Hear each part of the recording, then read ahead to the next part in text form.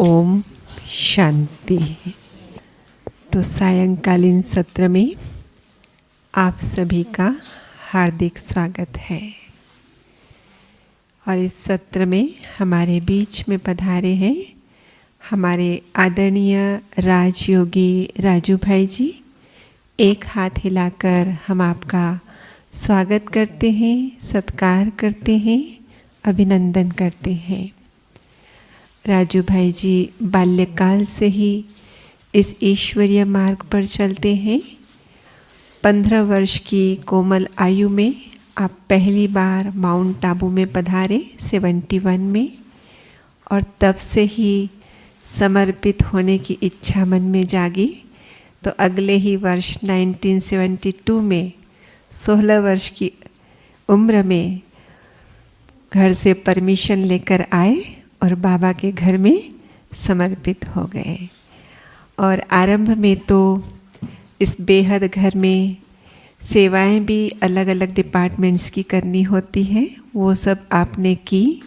और फिर 1976 में आपको स्पेशली एक डिपार्टमेंट कहें या एक सेवा का जिम्मेवारी का ताज मिला, और वो था सिंधी मुरली को अनुवाद करके हिंदी में फिर टाइप करके सभी सेवा केंद्रों को पोस्ट करना, जो आज दिन तक उस कार्य को आप सुचारू रूप से कर रहे हैं, जिस कारण से यज्ञ के अंदर आप किस नाम से प्रसिद्ध है? क्या कहते हैं सभी आप इनको? हाँ, राजू भाई। कौन से?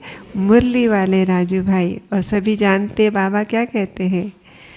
जिसको मुरली से प्यार है माना ही मुरलीधर से प्यार है। तो इनके लिए वो बात कितनी खरी उतरती होगी। हाँ, कई बार नहीं, ब्रह्मा बाबा कहते मैं एक भी दिन मुरली मिस नहीं करता हूँ। कैसे करेंगे? शिव बाबा की पधरामणि उसमें हो रही है।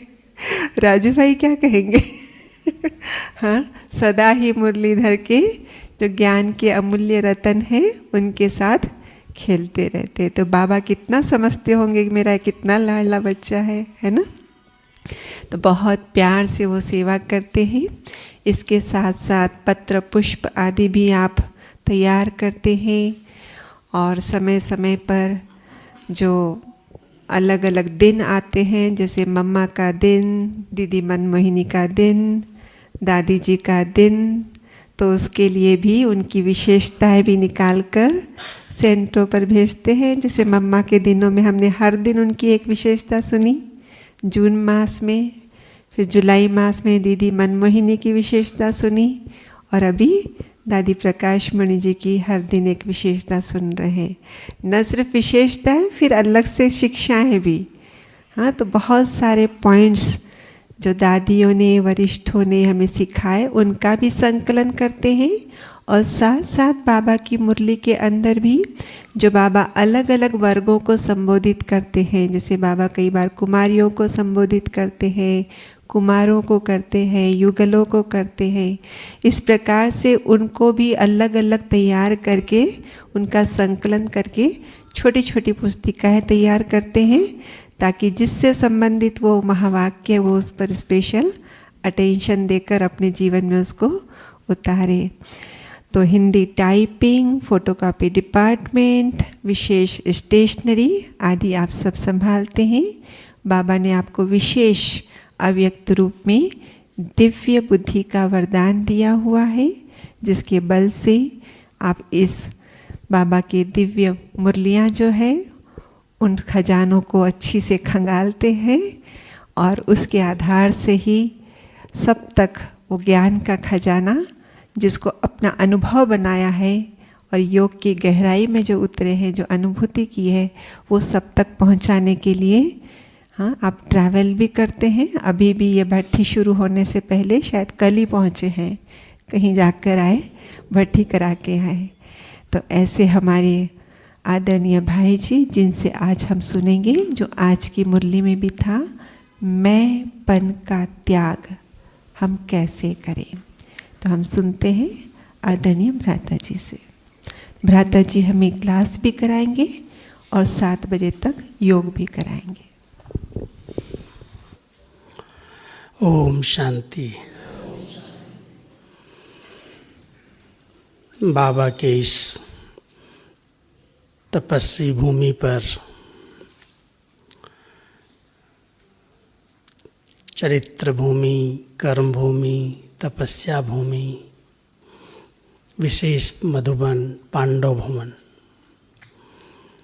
उसमें भट्ठी का पहला चांस सीजन में आपने लिया है और इतना सुंदर मौसम वातावरण आपको मिला है। ऐसे लगता है जैसे फरिश्तों की दुनिया में आ गए, ऐसा है ना। बादलों के बीच, रिमझिम के बीच तपस्या का अपना ही आनंद होता है। जब तपस्या कहते हैं तो तपस्या के लिए त्याग की जरूरत तो होती ही है, बिना त्याग के तपस्या नहीं होती। त्याग और तपस्या ही हमारी सेवाओं का आधार है। वैसे भाग्य का आधार भी त्याग ही है। अगर कोई का भाग्य बहुत ऊंचा दिखाई देता है तो उसके पीछे उसका बलिदान है, त्याग है। कुछ न कुछ उसने त्याग किया है, तब तो इतना ऊंचा भाग्य बना। ऐसे ही अगर कोई का योग अच्छा है, तपस्वी जीवन है, तो उसके पहले उसने त्याग किया है।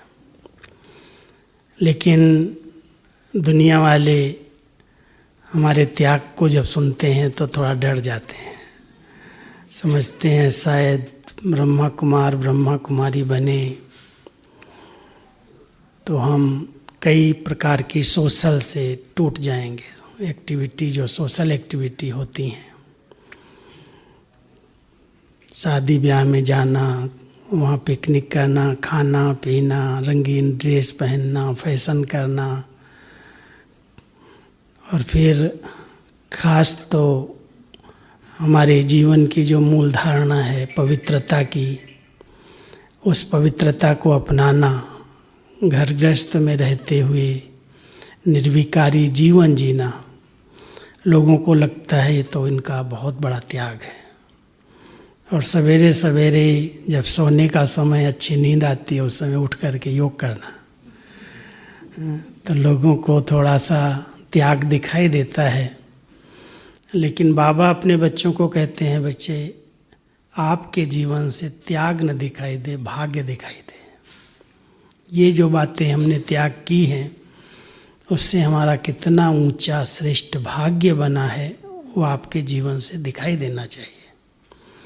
अगर हम अमृत वेले शुद्ध पवन में उठते हैं, थोड़ा सा सैर करते हैं, एक्सरसाइज करते हैं, बाबा को प्यार से याद करते हैं, तो तन और मन दोनों शक्तिशाली बन जाता है। सुबह सुबह की शुद्ध हवा, ऑक्सीजन मिलती है, शरीर भी स्वस्थ रहता है और मन भी शक्तिशाली परमात्मा की याद से, उनकी शक्तियों का अनुभव करने से हो जाता है। तो जब हमारे तन और मन को सभी स्वस्थ देखते हैं तो कहते हैं हाँ, ये उनका भाग्य है। ऐसी दुनिया में, ऐसी समस्याओं के बीच में इन लोगों के चेहरे पर, इनके हाव भाव में वो भय नहीं है, चिंता नहीं है, तनाव नहीं है, तब उनको लगता है कि बहुत इनकी श्रेष्ठ भाग्यवान जीवन है। तो जो कुछ भी त्याग लोगों को दिखाई देता है वो हमारे भाग्य के आगे बहुत छोटा है, कुछ भी नहीं है। इतना श्रेष्ठ भाग्य संगम युग पर भगवान ने हम सबको दिया है। नशा रहता है ना, खुशी रहती है ना। अगर सफ़ेद ड्रेस पहनी है तो कई प्रकार के चर्म रोगों से बच गए, क्योंकि सवेरे से शाम तक कुछ न कुछ उसमें अगर दाग लग गया कहीं कुछ, तो उसको धोना ही पड़ेगा, साफ ही करना। पर कलर ड्रेस तो चल जाती है 2-4 दिन में। तो इसलिए कोई भी चीज़ जो बाबा ने नियम बताए, मर्यादाएं बताई, यथार्थ रीति से विधि पूर्वक अगर हम उसको पालन करते हैं तो त्याग नहीं दिखाई देता, लेकिन लगता है इससे बहुत बड़ा भाग्य है।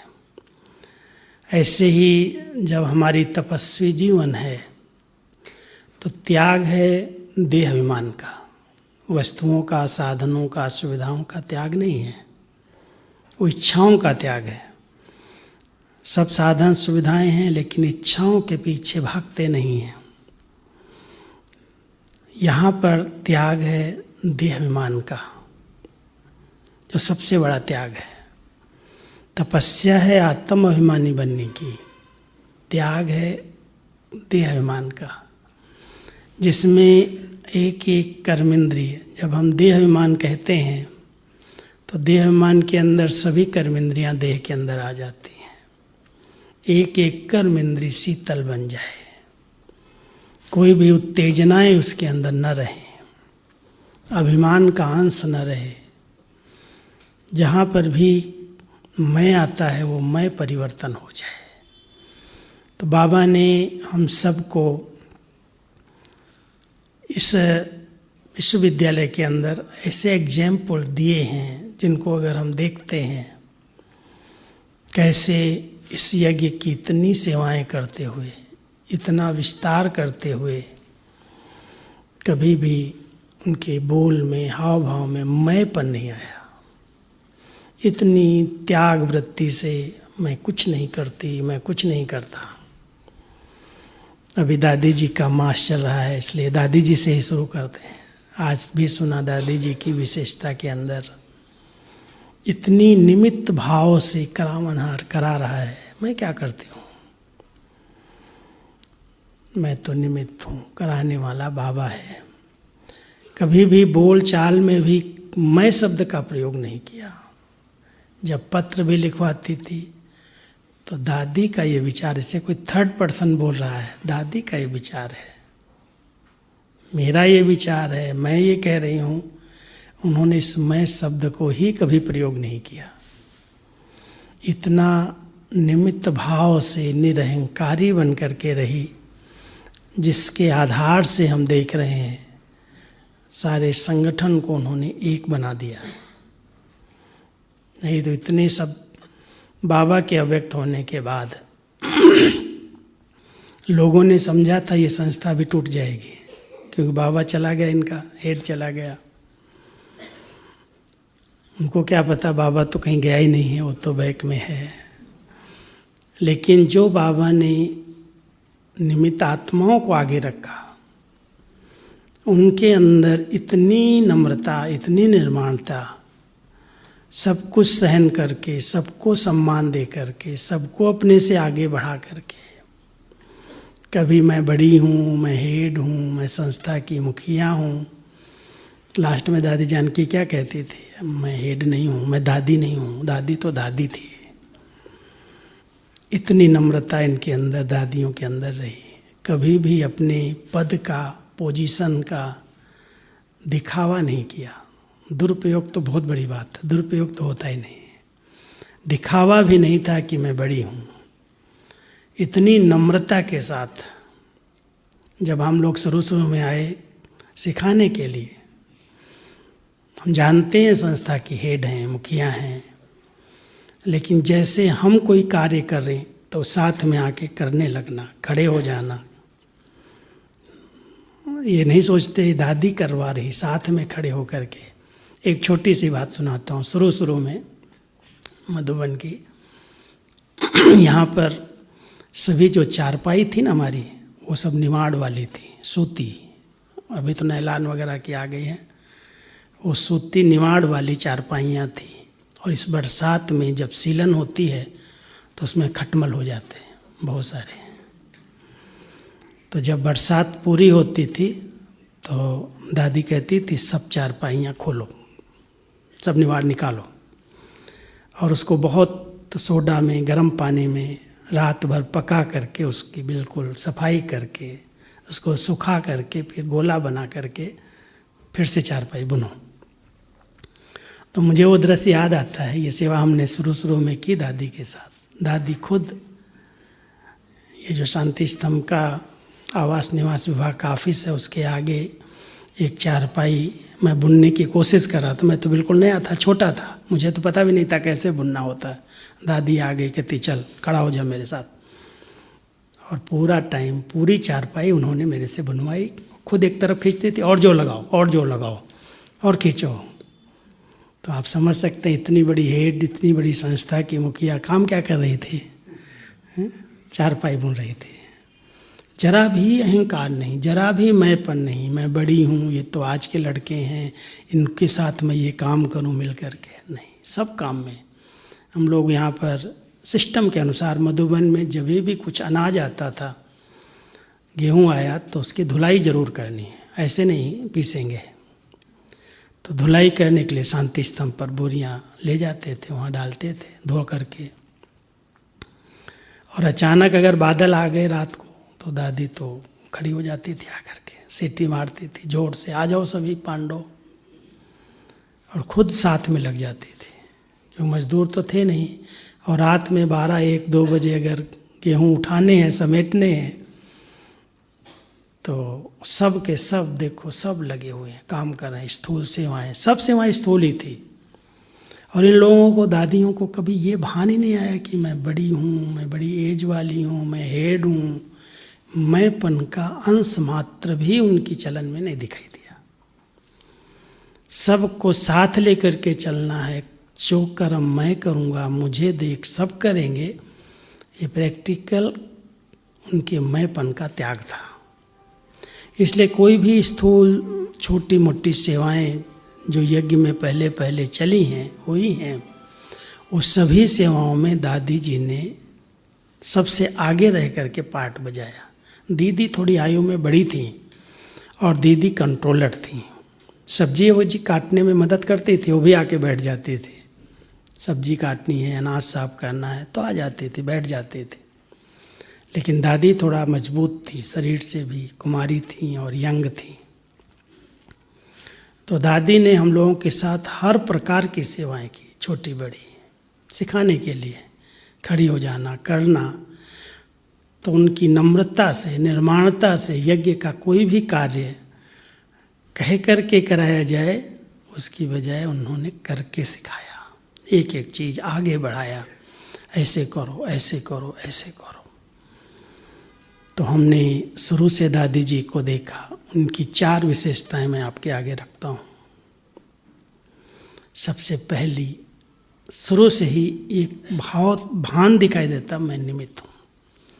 कभी कोई ने अगर महिमा की तो ऐसे आंख दिखाते थे, क्या मैं, दादी कुछ करती है? दादी कुछ नहीं करती है। करावनहार बाबा है, तुमको दिखाई नहीं देता है, वो मेरे सिर पर है, मेरे कंधों पर है, वही सब कुछ करा रहा है, मैं कुछ नहीं करती।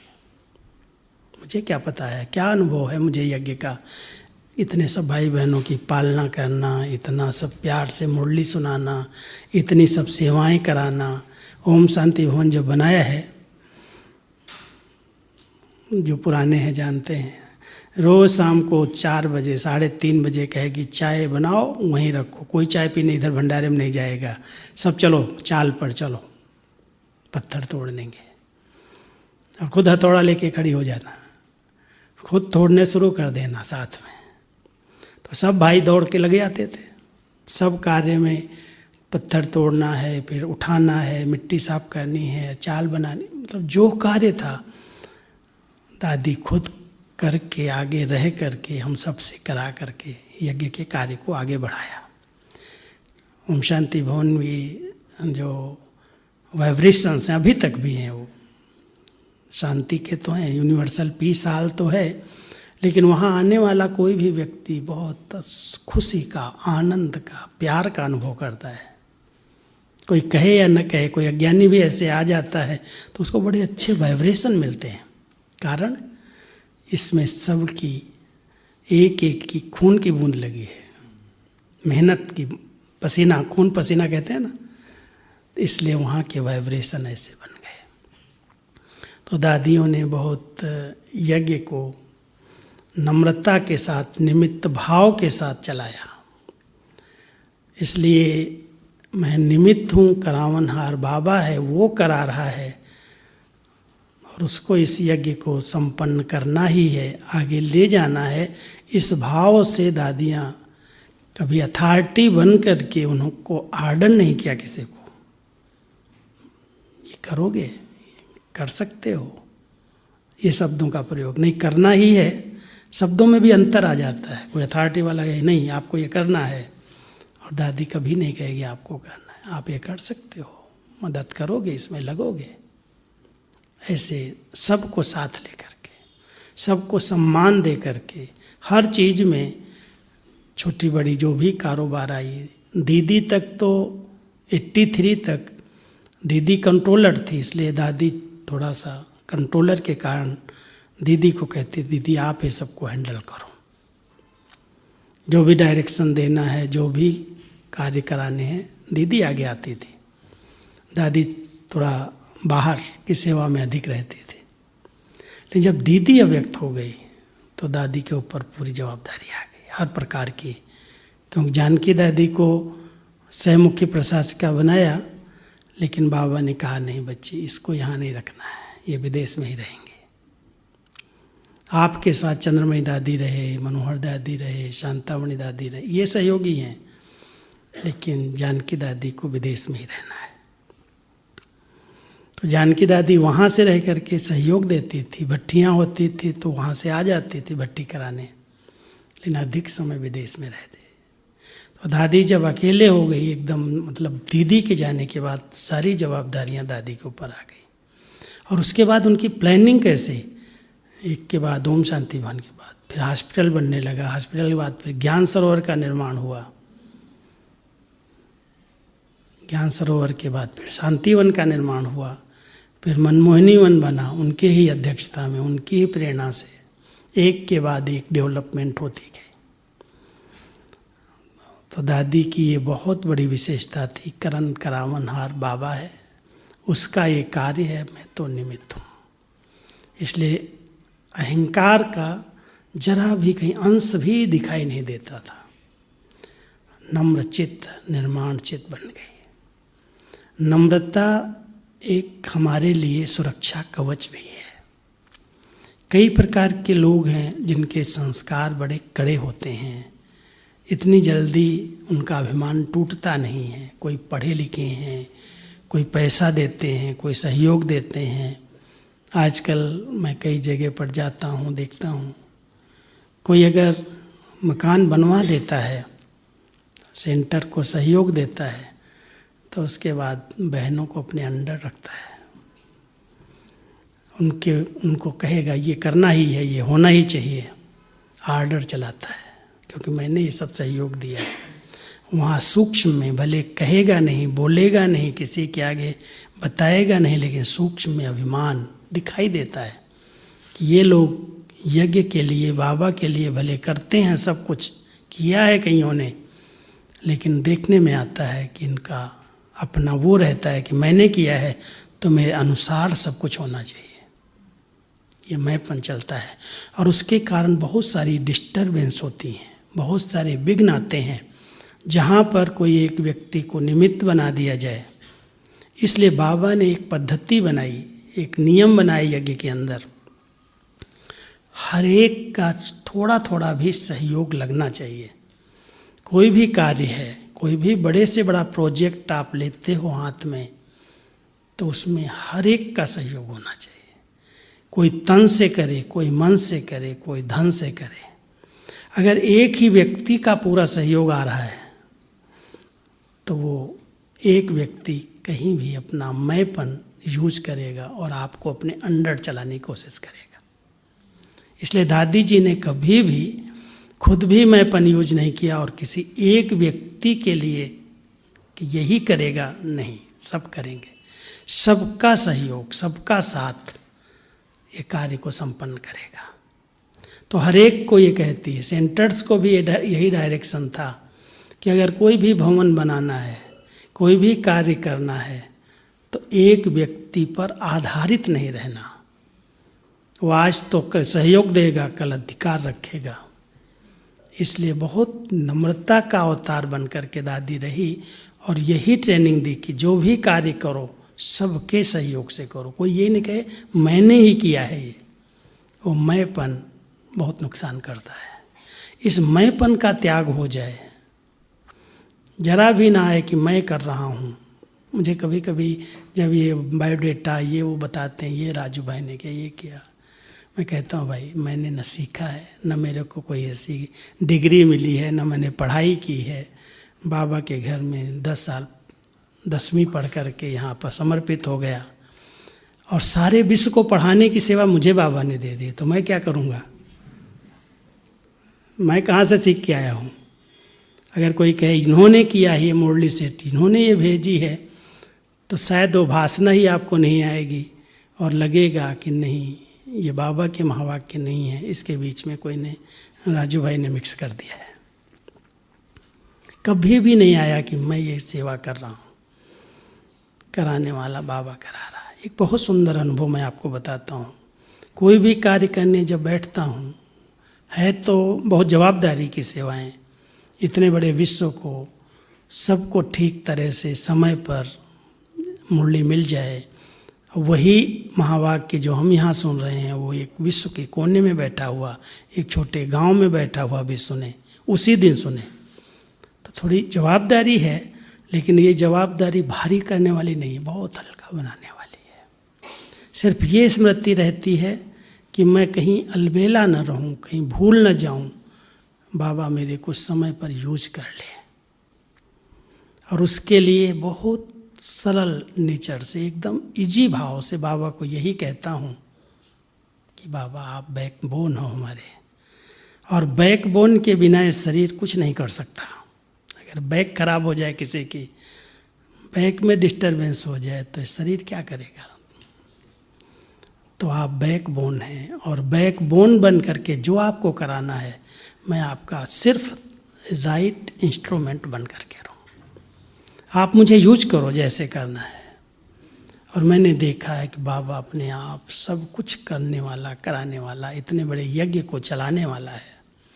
कोई व्यक्ति अगर चला रहा होता तो एक के जाने के बाद वो कार्य रुक जाता।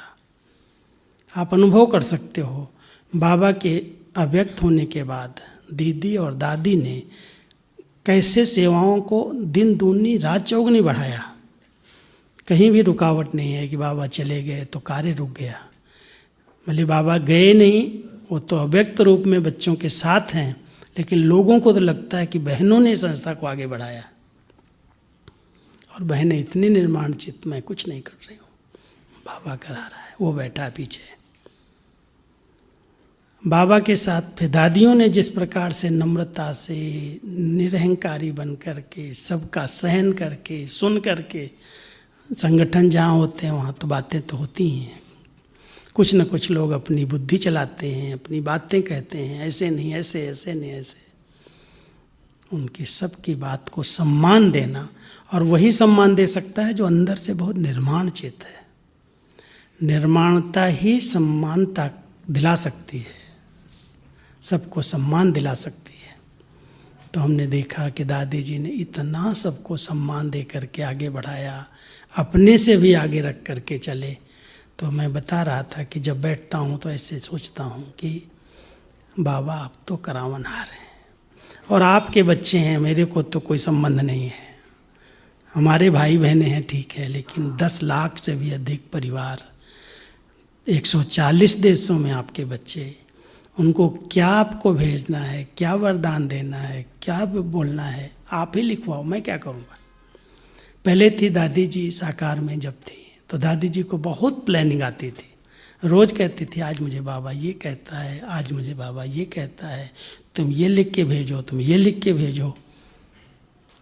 लेकिन दादी 2007 में अव्यक्त हुई, 2004 से ही उनका पार्ट चेंज हुआ। दादी के पास कभी कभी मैं जाता था, बोलती नहीं थी, बहुत कम बोलने लगी थी, चुप हो गई थी, आंख बंद कर लिया था। लेकिन मैं अकेले पहुंच गया दादी के पास तो दादी जरूर कहते थे अच्छा कुछ काम है, बहुत प्यार से कुछ काम है, हाँ दादी ये करना ये करना, इशारे में 2 शब्दों में उत्तर दे दे, ऐसे कर लो जाके, ऐसे कर लो। उसके बाद दादी अव्यक्त हुई, जानकी दादी आई। जानकी दादी ने कहा जैसे तुम लोग पहले करते थे वैसा सब पहले से अच्छा करो, कोई बात पूछनी है तो मेरे पास आना, मेरा और कोई नया डायरेक्शन आपके लिए नहीं है।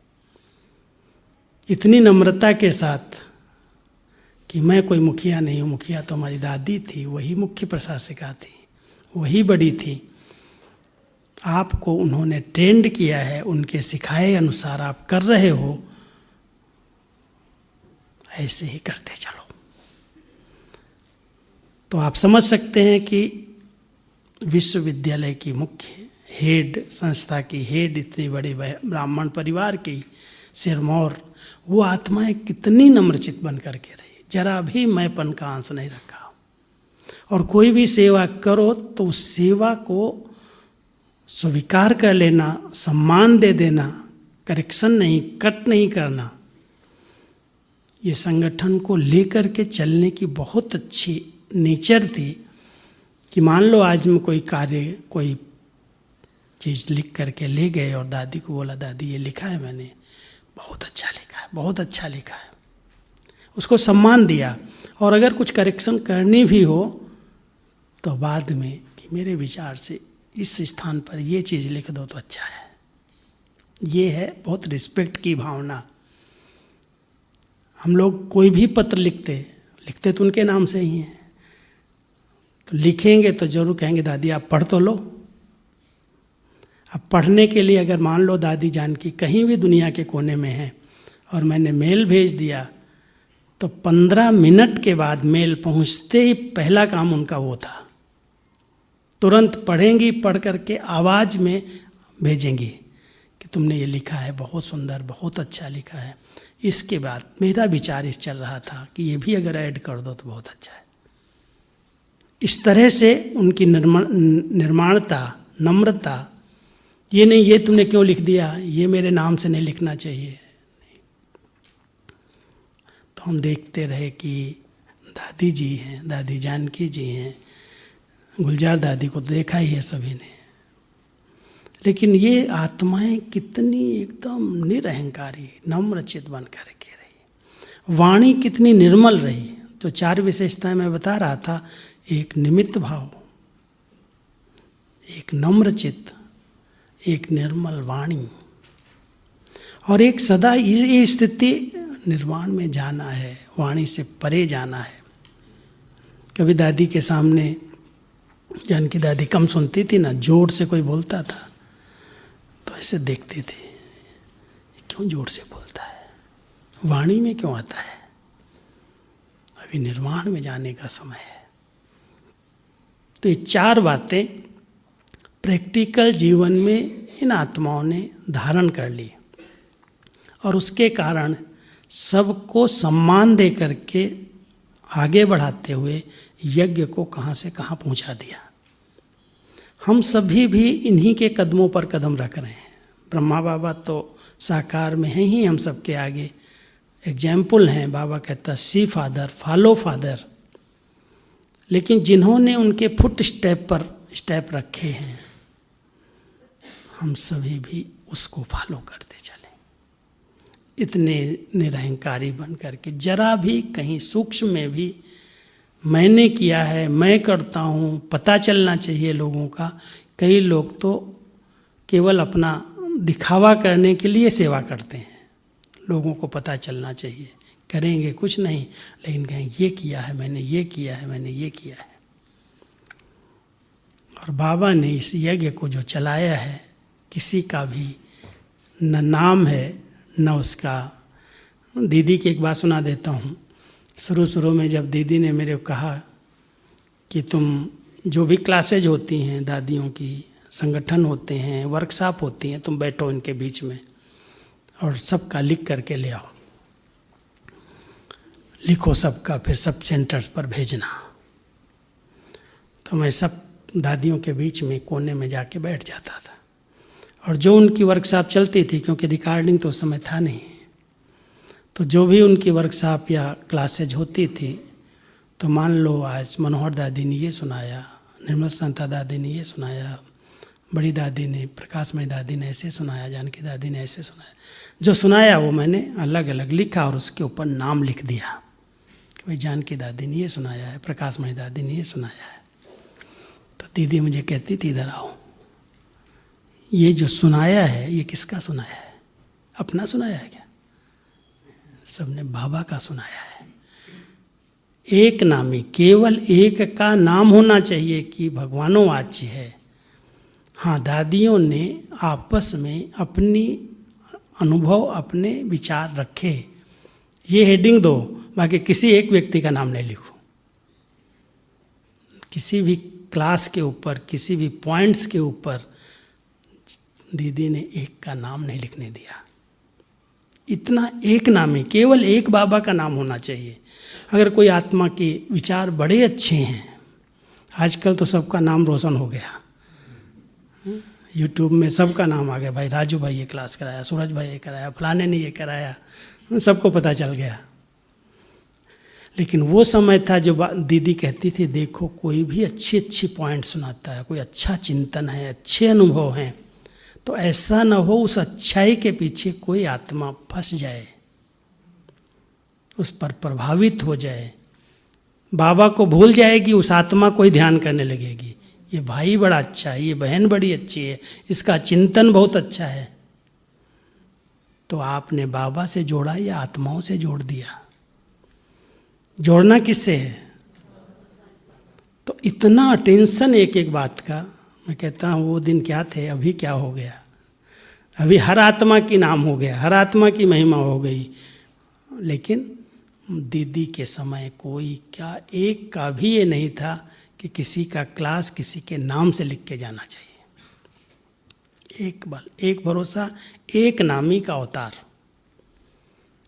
हर बात में कहीं भी हो, साकार बाबा की मुरली ही मुरली है। और साकार मुरली पर इतना टेंशन, एक एक लाइन में प्रश्न बनाती थी, प्रश्न उत्तर।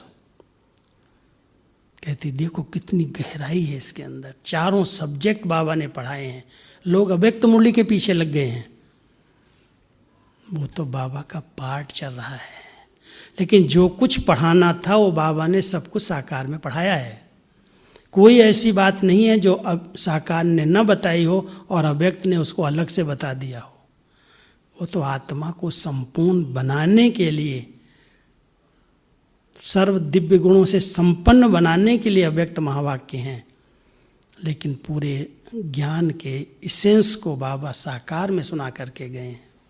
चारों सब्जेक्ट अगर कोई अच्छी स्टडी करे साकार बाबा की मुरलियों की, तो चारों सब्जेक्ट बहुत अच्छी तरह से स्पष्ट किया है बाबा ने। लेकिन क्या हुआ, उस समय लिखने की जो कहेंगे दीदी के पास या ईशु दादी के पास ड्यूटी थी, ये सब शॉर्ट हैंड अपनी लिखती थी, नोट्स थे। और नोट्स होने के कारण जब रिपीटेड कोई पॉइंट उनको लगी तो उसको निकाल दिया। इसलिए लगता है मुरली कट है, जंप मार रही है, अभी अभी एक बात है, अभी अभी एक बात है। उसमें दिखाई देता है जैसे सागर की लहरें हैं।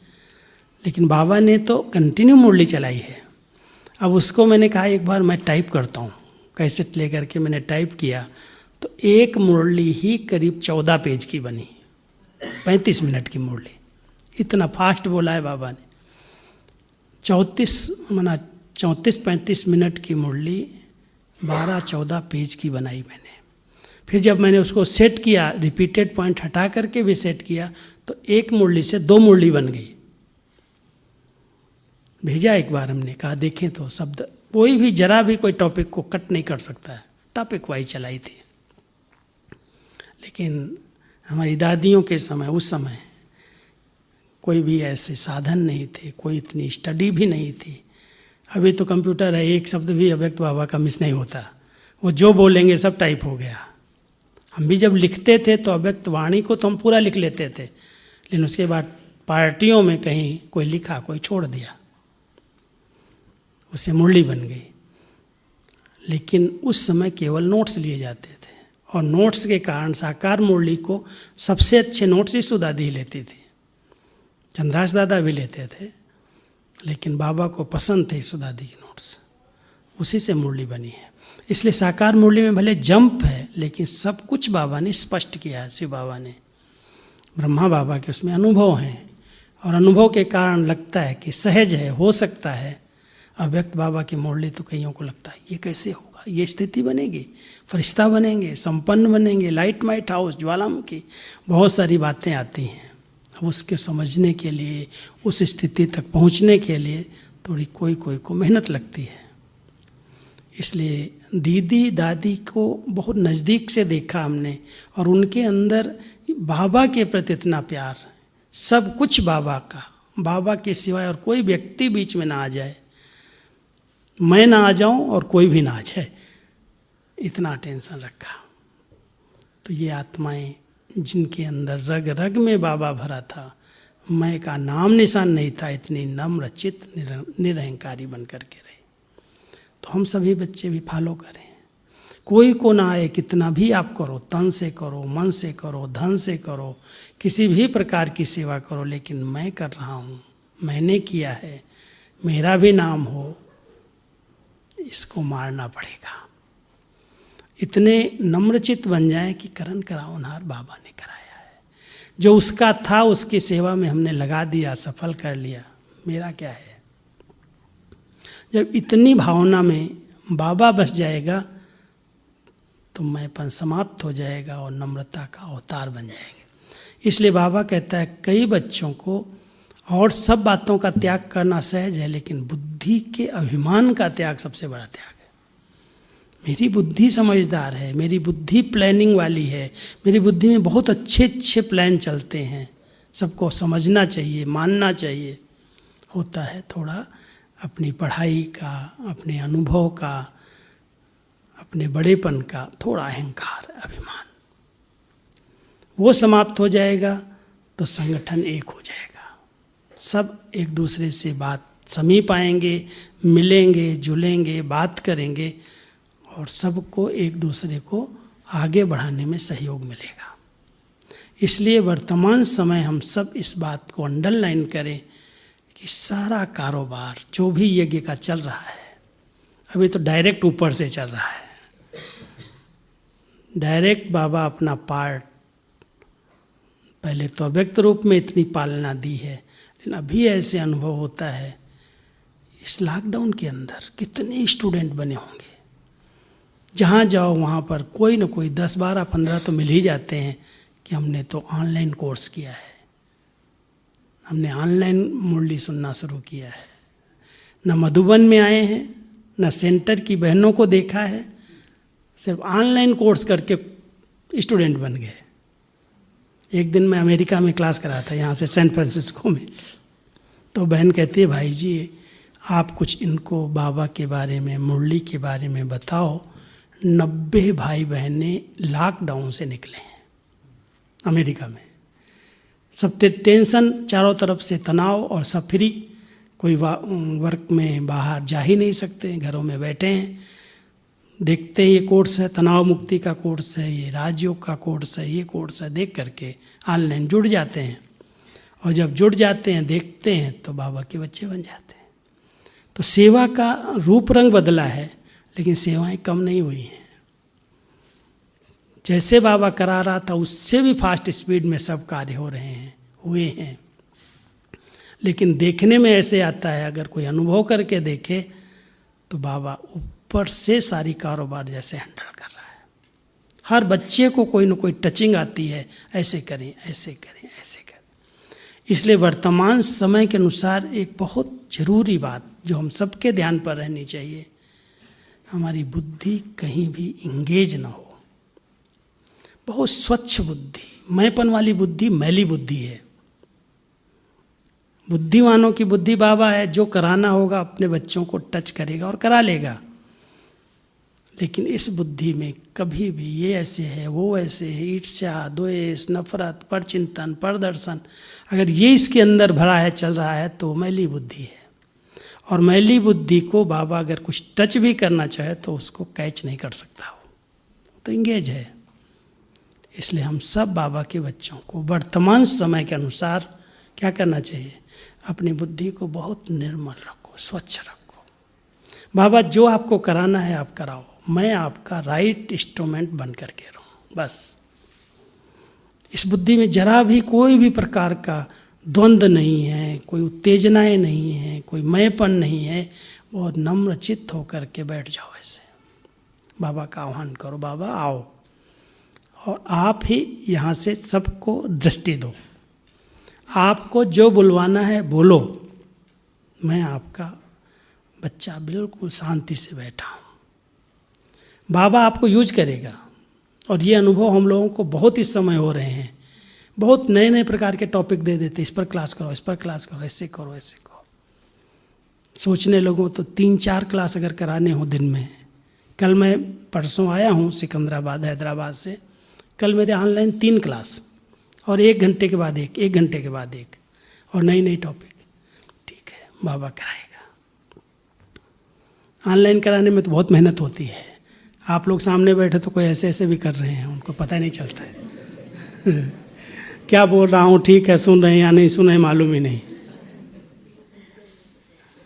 लेकिन कल एक जगह पर 350 गीता पाठशाला की माताएं बैठी थी, माताएं भाई थे, गीता पाठशाला चलाने वालों की बट्टी थी। बहुत अच्छा लग रहा था, सब सभा दी 350 की। तो जब यहाँ से मैं क्लास करा रहा था तो मैंने जानबूझ करके कई प्रश्न पूछ दिए उनसे, न देखें सुन रहे हैं या ऐसे ही बैठे हैं।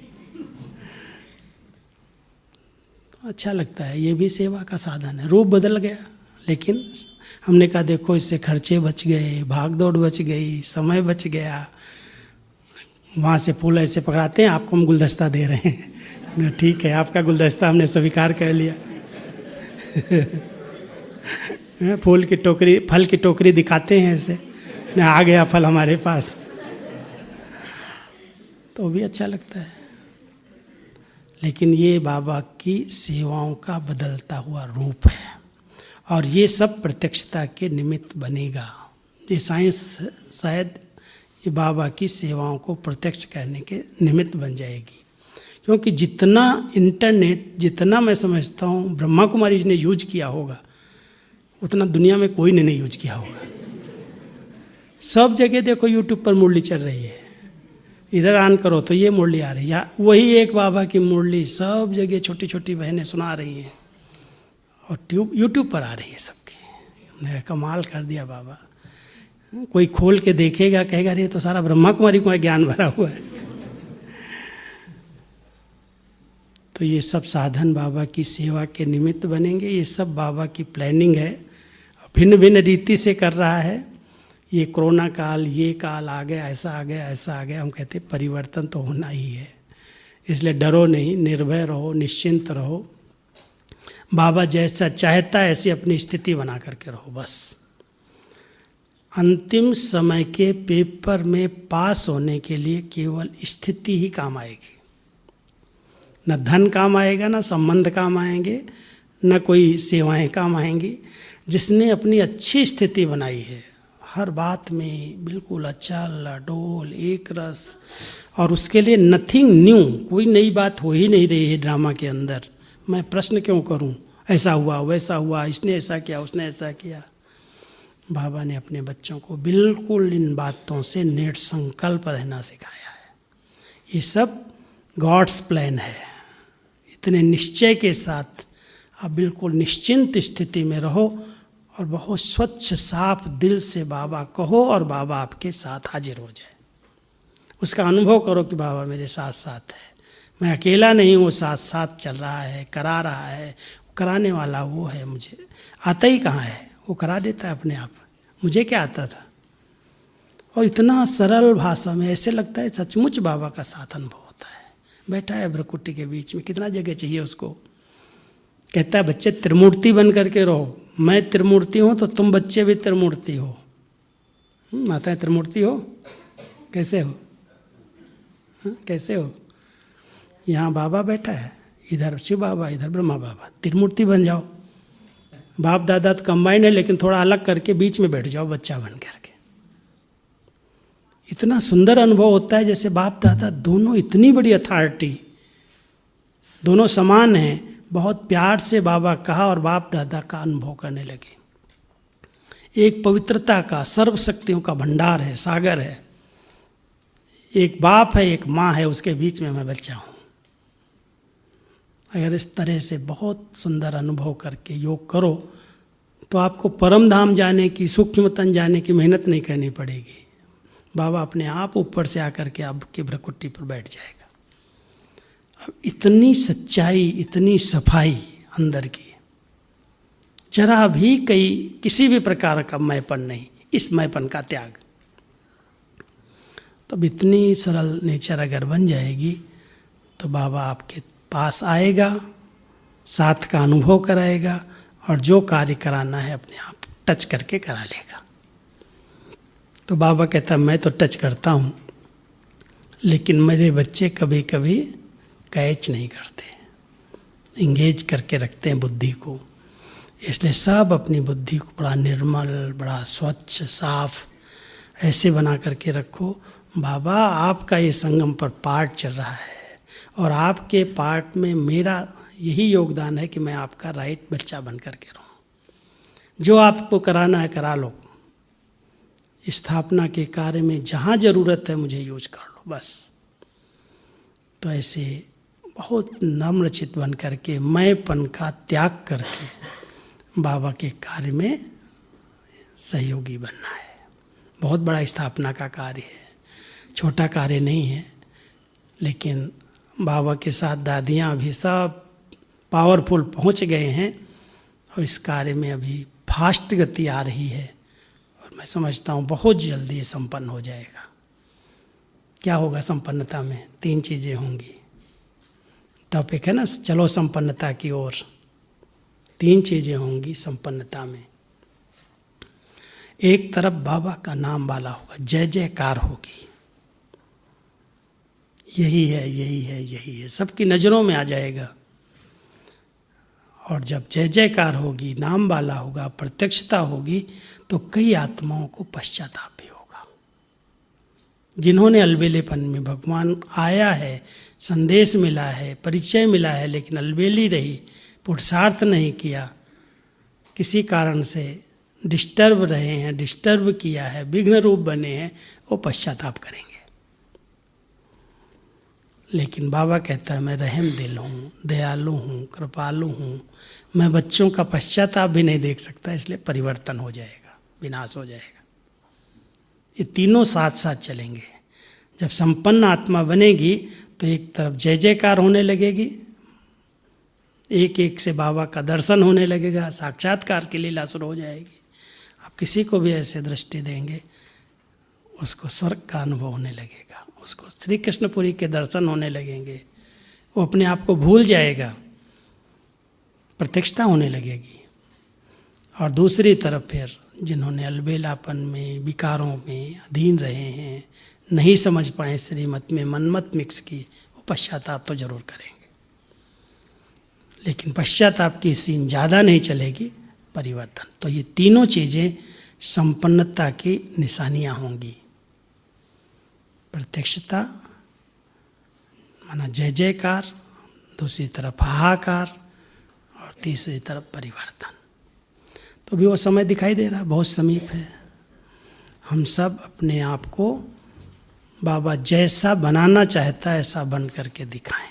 तो आपको भट्टी का चांस मिला है, आज पहला दिन है।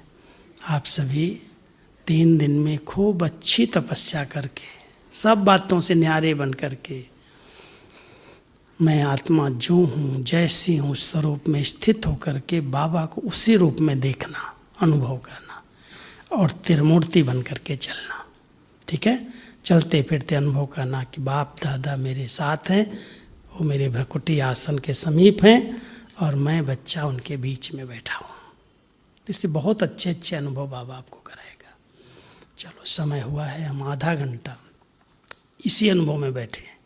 बाबा का आह्वान करो और अनुभव करो कि जैसे मैं बाबा के साथ कंबाइंड होकर के बैठा हूँ।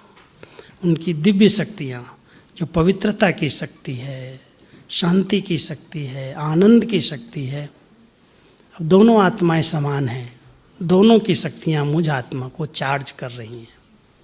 मैं उनके समान बनती जा रही हूँ। इस अनुभव में बैठ जाओ। ओम शांति।